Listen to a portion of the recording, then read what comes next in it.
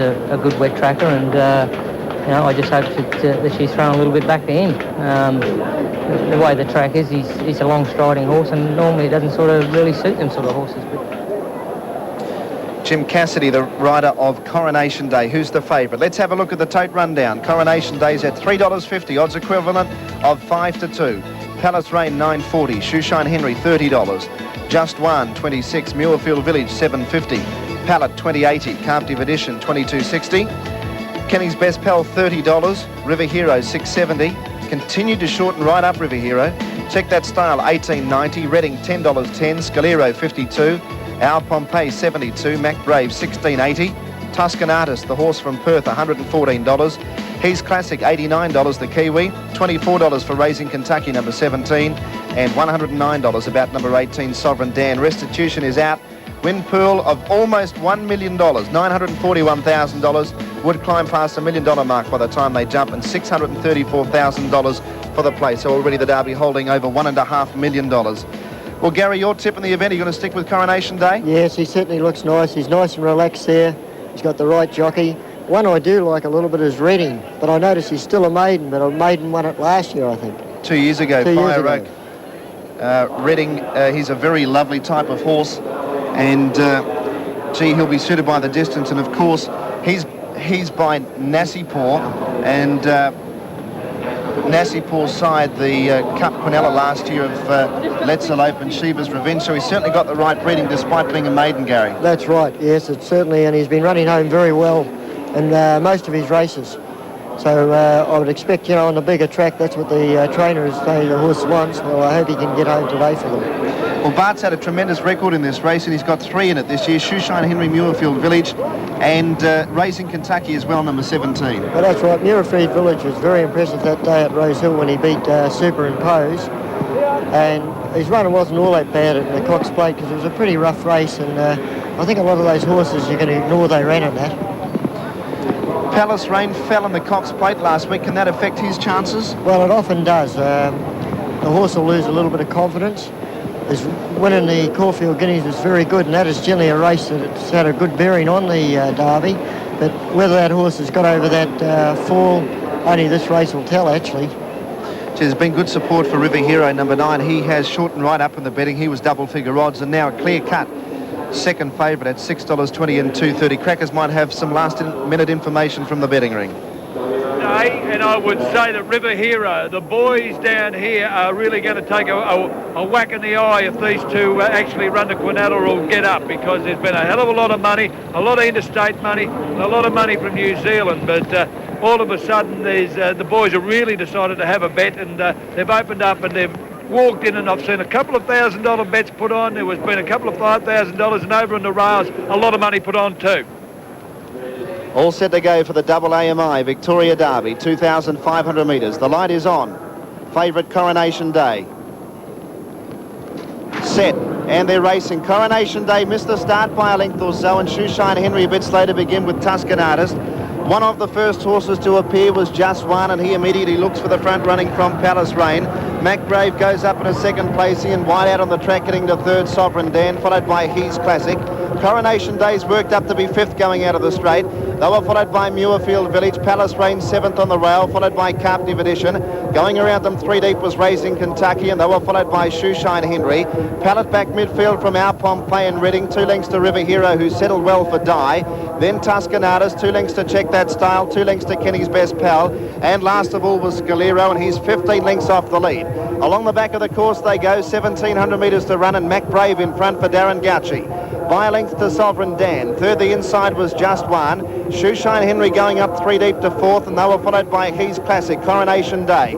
7th on the inside, Palace Rain. A length away then to out on the outside, Muirfield Village, Captive Edition, the rail. They were followed by Pallet back midfield, Raising Kentucky 3 deep. Our Pompeii's over on the fence, a length away then of Reading, 2 lengths away Tuscan Artist and River Hero. 1.5 to Check That Style, 2 lengths to Kenny's Best Pal, and a length and a half to Scalero. Well, there must be 20 to 25 lengths between first from last. They have about 1,300 metres to travel, and He's Classic has taken over in the Derby. Leads by a length to Mac Brave. Third was Shoeshine Henry, a length away. Fourth, Sovereign Dan. A length and a half to Coronation Day, who's back fifth on the inside. A length and a half then to Palace Rain. Muirfield Village is starting to make up a bit of ground with Raising Kentucky. Over on the inside, Captive Edition, and then came Pallet. Reading starting to work into it. Our Pompeii behind those, a break of 3 lengths to River Hero. Kenny's Best Pal taken to the outside, and then came Tuscanatus back at the tail of the field with Check That Style. They have 700 metres left to go, and again they're starting to bunch right up. Mac Brave just in front of He's Classic. Shoeshine Henry was third. Then Coronation Day, followed by Muirfield Village, Sovereign Dan. Palace Rain getting away from the rail. Running on was Reading. Very wide out was Kenny's Best Pal. Around the home turn in the double AMI Victoria Derby. And it's He's Classic, one of the outsiders in front. From Mac Brave under pressure, then Shoeshine Henry. Here's Raising Kentucky on the outside, running on strongly. Muirfield Village behind them. Coronation Day got chopped off. 300 metres left to go. Hitting the front, Raising Kentucky. Reading is wearing it down. Getting up along the inside was Muirfield Village. 150 to go. Reading a length and a half in front. Muirfield Village got to second, then Raising Kentucky. Reading in front of the Derby, and a Maiden's going to win the Derby again. Reading draws away to win by a length and a half. Second, Muirfield Village. Close up third, Raising Kentucky. Then our Pompeii, Palace Rain. Check That Style made up ground from Pallet. River Hero, a break to Captive Edition. Well back was Just One, followed in by Mac Brave. Then He's Classic, well back Sovereign Dan from Scalero. Coronation Day's run third last from Kenny's Best Pal and Shoeshine Henry. Oh, there's one tailed off, and that was Tuscanatus. Well, Danny, that was the one that I said I thought might win, and that story you did on Narsapur, anyone at home that watched that, well, I hope they back Reading, but boy, Damien Oliver, he just continues to impress me as a jockey. Like, you forget he's not even 21 yet. And Muirfield Village was a good run. Coronation Day just over-raced. He pulled very hard. I noticed at the 1600, Jim Cassidy, when on a wet day like this, the reins are inclined to slip a bit in your hands, and he was in a bit of trouble down past the 1600 on Coronation Day. He certainly had his work coming before the turn, but Reading was...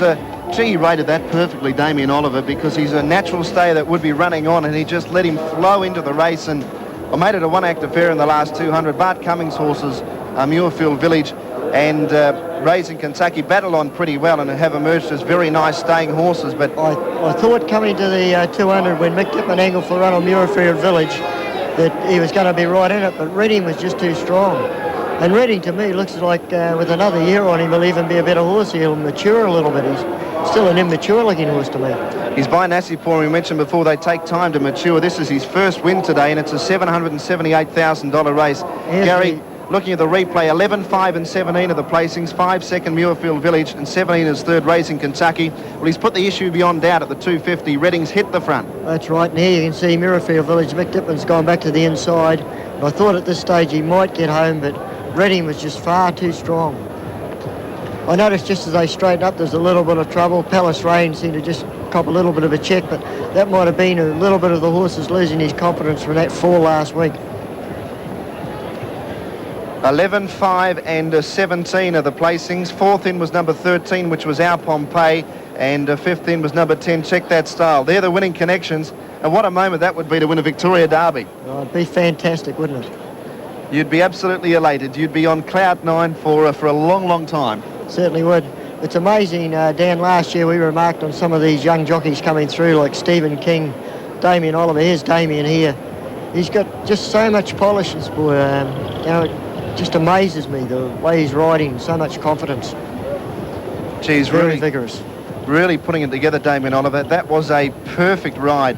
And what a moment too for Gavin Kelly. That's his biggest success with a horse that was a maiden going into today's race, number 11 Reading. Gavin's talking with Peter Donegan. Yes, and it's a very emotional Gavin Kelly. How are the nerves? Well, they're a little bit ruined at the moment. When the rain came this morning, it really put a damper on things, and I really was a bit concerned about him going through this. The track's not too bad, but I didn't want this. We wanted it to go a long way in a race like this, and look, he's proved, I think, that he was the best star in the race today. And that was always the thing with him, that he wanted the race hard and fit, and he will stay the journey. So I think that's what won it for him. Did you feel any pressure leading up to the race? Because everyone was talking about him, a maiden might win the Derby again. There was a lot of interest in him, and I think the horse showed plenty of ability. and it was probably a pity that he wasn't maiden, but you know, he's a very good horse, and you know, I'm pleased that we finally got it.